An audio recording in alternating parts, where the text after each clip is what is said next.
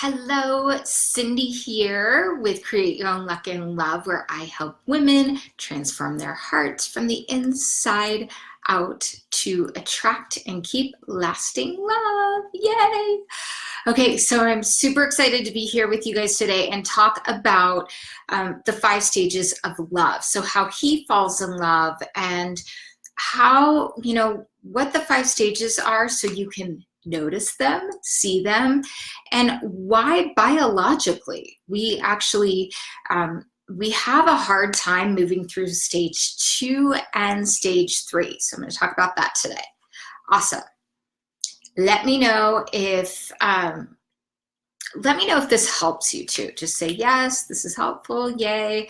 I want to hear from you because I want to know, are these some things that you would like for me to share with you about? Okay, so let's get into the 5 stages.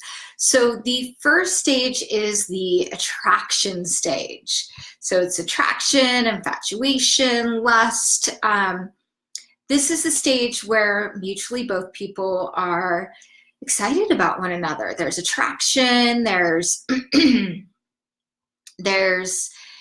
communication. Typically there's a lot of communication.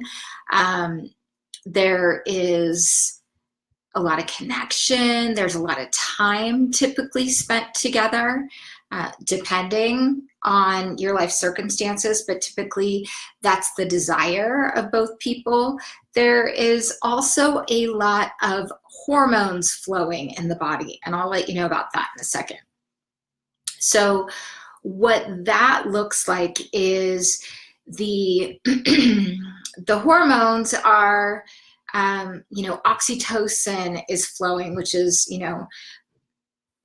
otherwise known as the cuddling hormone. So that is activated with hugs, touch, kissing. Oxytocin is a bonding hormone. So you don't need sex to feel bonded with a man. And then, epinephrine is flowing. These are all hormones that actually make you feel kind of high. You ever feel that feeling where, your early stages of dating somebody, you're excited about them. It's almost like you've got stars in your eyes.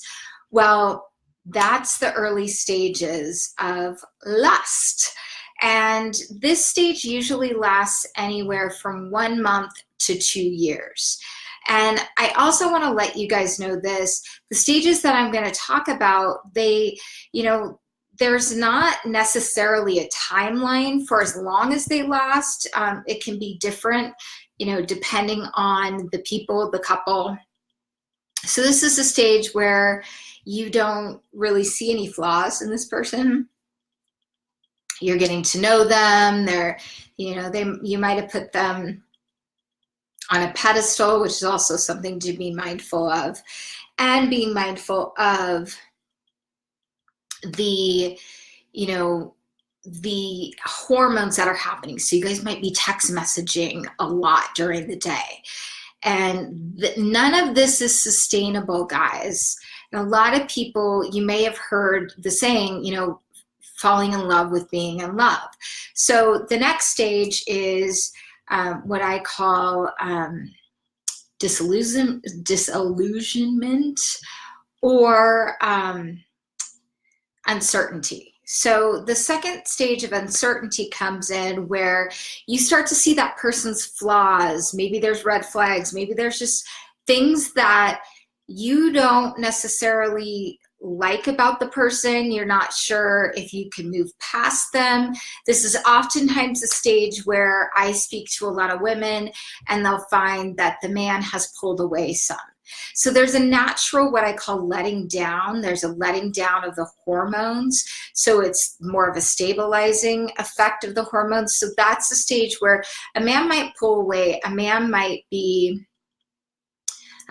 he's going to pull away for a couple of reasons. His hormones are stabilizing and he feels like he feels good in the relationship, and he feels like he doesn't need to put in all that effort because his his testosterone actually becomes lower when you're in a relationship. So it feels a little bit different. So women will feel the pullback, and sometimes it's just simply that he's focusing more on work, or he's also looking at, can I take the relationship to the next level?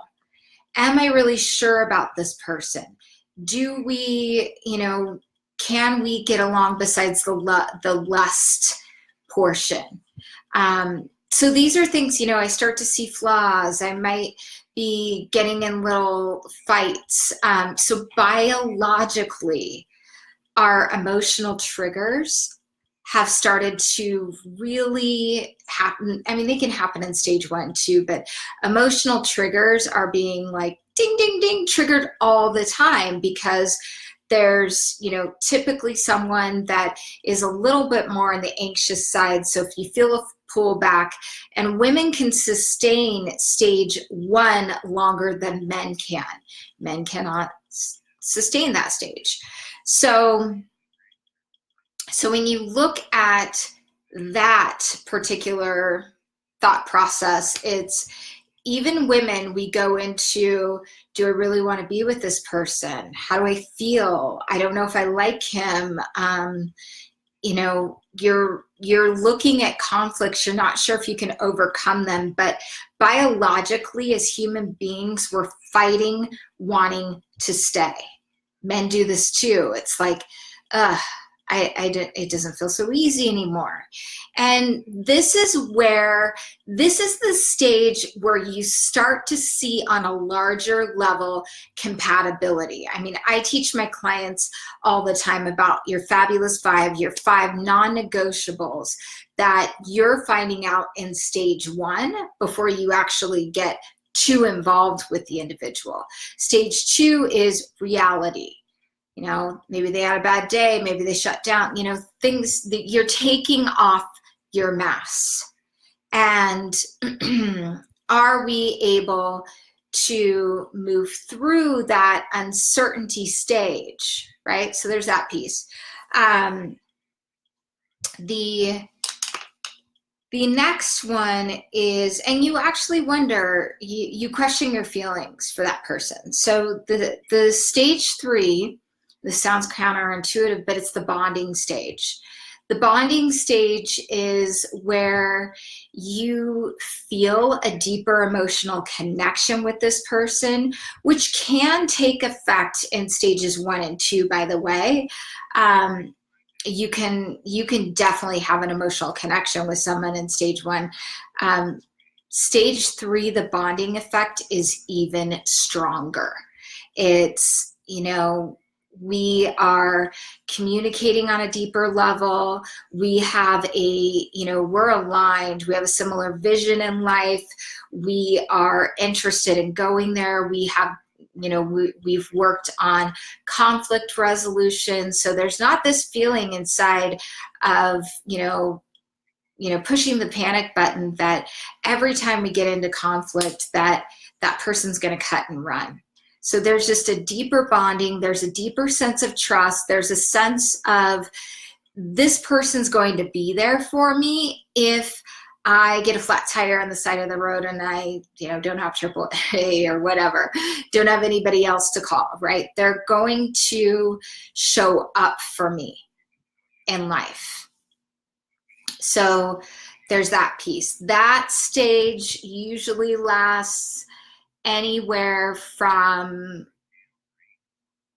2 to 3 years. 2 to 3 years. Yeah.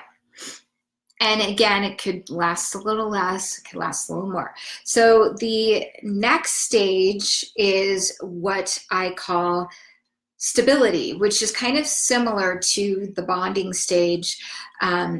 The bonding stage, I want to let you know too, there's usually a lot of stuff that you're working out. Stages 2 and 3 can, are definitely the make it or break it stages, because that's the level when you're building trust, your triggers are really getting tested.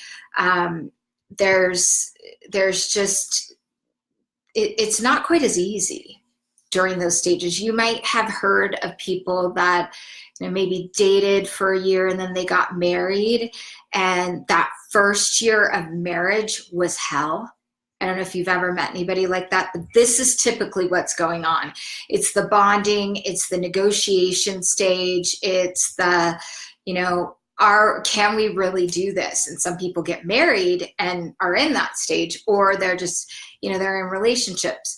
There is no rush to the finish line. You know, that's one thing I do definitely try to impress upon my clients. And, you know, if you're finding yourself struggling, you know, making it through the 0 to 3 month or 6 month stage, there's some things happening biologically with you, with your emotional triggers. And I highly recommend getting support of a coach, either myself or someone that you resonate with, to support you in your vision for lasting love. So the next one is, like I said, stability. You trust you can work together. You're, you know, you're really getting to that next stage of commitment. Maybe there's talk of marriage there. You know, even if you are married, it's another level of commitment. And as women, we can actually feel that next level of commitment from a man. Sometimes it happens right after marriage. Sometimes it happens a few years into marriage, or 3 years into the relationship. So it's typical for, it's, you know, it's another relaxing, it's like okay. And what's cool about the stability stage, you might feel a little bit bored once in a while. You might feel like, is this all there is to it?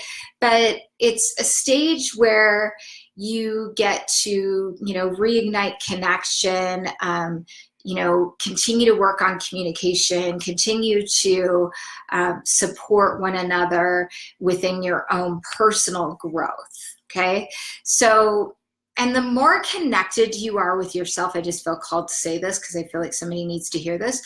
The more connected you are to yourself, the easier it is to move into these stages, to negotiate with yourself, to work through what biologically happens.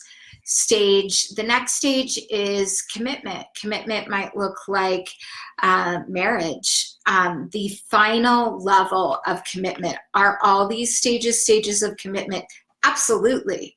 And, you know, this one is where you're completely out of the fantasy stage in the beginning of a relationship. And maybe you've talked to people, or you've been in a situation yourself where you've dated someone and maybe you're together 2 or 3 years, and you keep thinking about, oh gosh, when he used to do this over the first couple of months, right? Some people never get out of that fantasy stage. In stage 5 commitment, you're out of the fantasy. You are, you know, you're truly partners. And there's this united front that's happening. You guys both have one another's best interest at heart. Ideally, you accept one another's flaws and you love one another unconditionally. You continue to commit and recommit to one another. So, and can stages move backwards? Yes, they absolutely can. You can move back into an uncertainty stage depending on when you stumble on a difficult time. So during these stages, there's usually challenges and obstacles that get placed in your pathway to, you know, how are you going to react? How are you going to show up? How's this other person going to show up? You know, a death of a loved one, a parent, you know, anything. And, you know, how can you two work together through that? I hope this was helpful.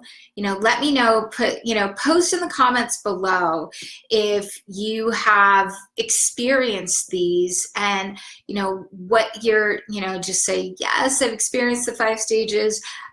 What do you find to be the most challenging part of moving from stage 1 and 2, or 2 to 3?